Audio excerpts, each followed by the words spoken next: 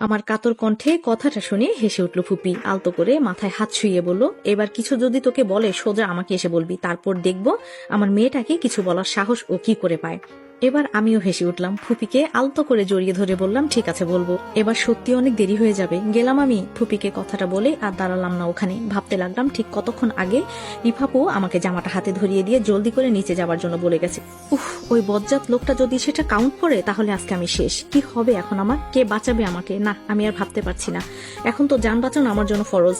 Ground জামা, দুপাশে ঝোলানো ওড়না, সাথে উঁচু হিল পরে কষ্ট হলেও দ্রুত পায়ে সিঁড়ি দিয়ে নামতে লাগলাম নিচে। মনে হচ্ছে যত তাড়াতাড়ি নিচে যাব ততই যেন আমার জন্য মঙ্গল। দোতলা থেকে এক প্রকার দৌড়ে পুরো সিঁড়ি বেয়ে ভালোভাবে নামলেও শেষ সময় আমার জন্য যে এরকম একটা বিরাট দুর্দশা অপেক্ষা করছিল ভাবতেই পারিনি। তাড়াহুড়োয় শেষ সিঁড়িতে পা না দিয়ে হঠাৎ ফ্লোরে পাটা গিয়ে পড়লো। সাথে পরনের ওড়নাটাও যেন শত্রুতা করলো আমার সাথে। পায়ের সাথে পেঁচিয়ে হুড়মুড় করে সোজা নিচে গিয়ে পড়লাম। চোখটা খিচে বন্ধ করে নিয়ে এক মুহূর্তের জন্য মনে হলো আজকে আমি শেষ। গত 1 মাসে হাসপাতালে নিজেকে কল্পনা করে নিলাম, কিন্তু কয়েক সেকেন্ডের ব্যবধানে মনে হলো আমি তো নিচে পড়ে যাইনি, বরং কেউ জড়িয়ে নিয়েছে নিজের সাথে। কোমরের শক্তপোক্ত একটা হাতের অস্তিত্ব পেয়ে আস্তে আস্তে চোখটা খুলে ফেললাম। কোমরে জড়িয়ে রাখা হাতের মালিককে দেখার জন্য মাথাটা উঁচিয়ে দেখতেই কেঁপে উঠলাম যেন। ভয়ে ভয়ে মুখটা আরো ভয় পেয়ে চুপসে গেল আমার। শেষে কিনা এই বজ্জাত লোকটার কাছেই পড়লাম। কি হবে এখন আমার? কে বাঁচাবে আমাকে?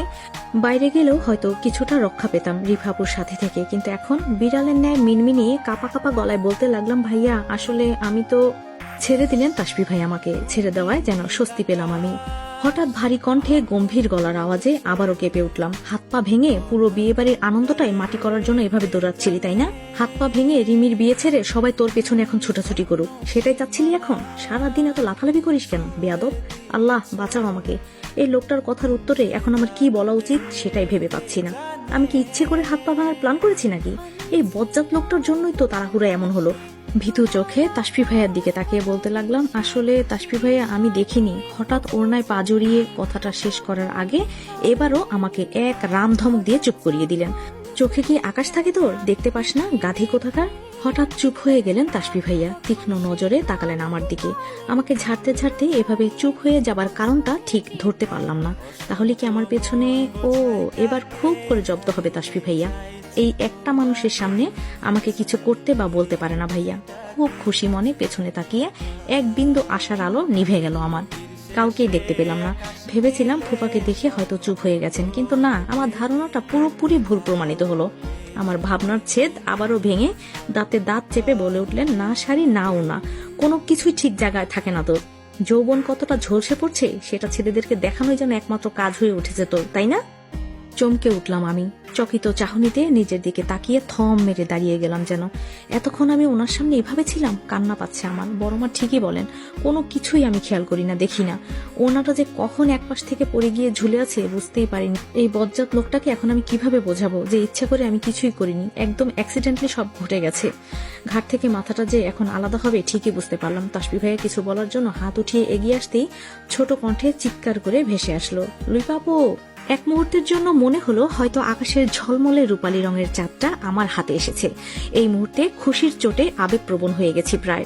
এই লুপা ডাকটা অসম্ভব রকমের ভালো লাগে আমার কাছে, কিন্তু এই মুহূর্তে যে কেমন লাগছে তা বলে বোঝাতে পারবো না হয়তো।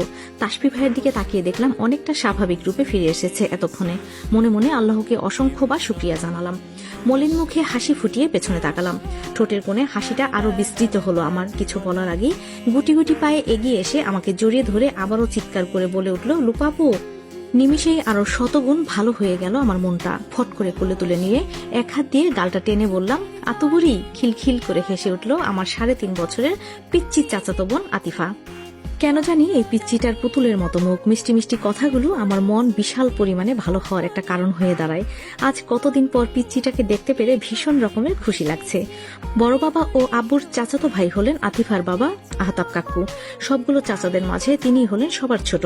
লেখাপড়া শেষ করে চাকরিতে ঢুকে তারপরই বিয়ের গণ্ডি পেরোন তিনি। আহতাব কাকুর ছেলে আবিদ হওয়ার বছর 3 পর তাদের কোলে আসে এক ফুটফুটে মেয়ে।